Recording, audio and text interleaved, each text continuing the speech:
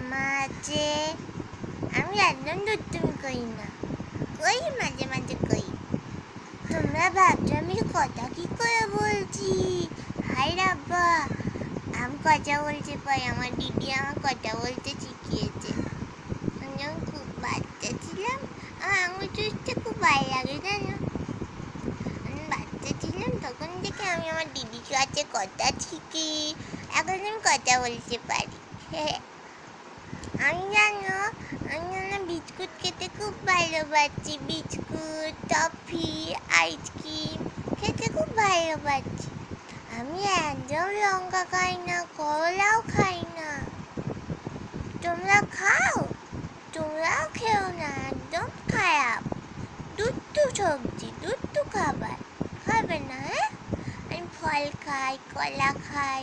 জানো আমার একটা লেজ আছে, এই দেখো লেজ। হনুমানের যেমন লেজ থাকে আমার লেজ আছে, তার মানে কি আমি হনুমান?